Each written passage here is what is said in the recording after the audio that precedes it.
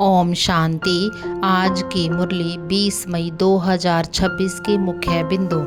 शिव बाबा ने कहा, तुम बच्चों को देही अभिमान छोड़ देही अभिमानी बनकर रहना है। यह ही तुम्हारी सबसे ऊंची मंजिल है। तुम्हें घड़ी घड़ी अपने को आत्मा समझ एक बाप को याद करते रहना है। यदि तुम बच्चे देह अभिमान में आते हो तो माया की तुम्हें चमाट लगती है।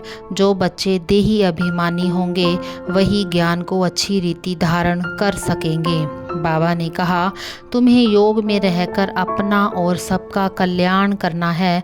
ब्रह्मा कुमारी उसे कहा जाता है जो 21 कुल का उद्धार करे।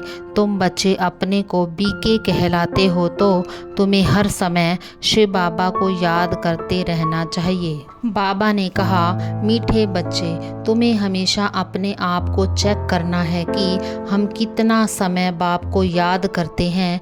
देही अभिमानी स्थिति कितना समय रहती है। बाप समझाते हैं कि तुम बच्चे ही जानते हो कि मुझ आत्मा ने ही 84 जन्म लिए हैं। अच्छे व बुरे संस्कार आत्मा में ही रहते हैं। उन संस्कारों के अनुसार शरीर भी ऐसा मिलता है।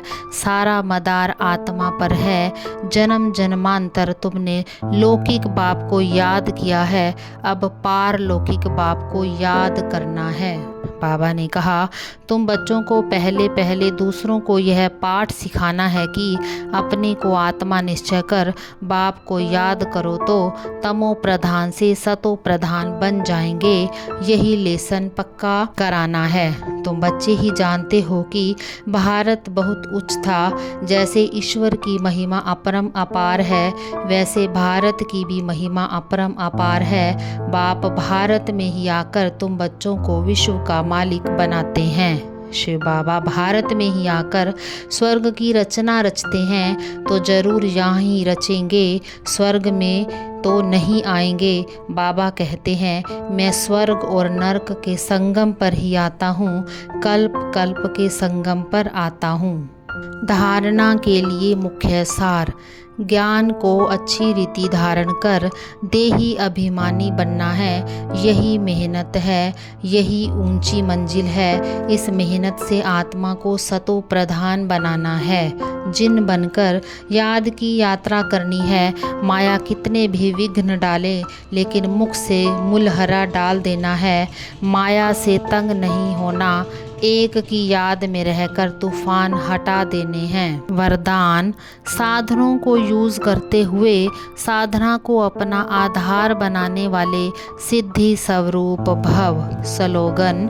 किसी भी कमजोरी का अंश है तो वंश पैदा हो जाएगा और परवश बना देगा। अव्यक्त इशारे। सदा अचल अडोल एक रस स्थिति का अनुभव करो। बाबा ने कहा, जैसे तपस्वी सदैव आसन पर बैठते हैं वैसे अपनी एक रस स्थिति के आसन पर विराजमान रहो, तब भविष्य सिंहासन मिलेगा।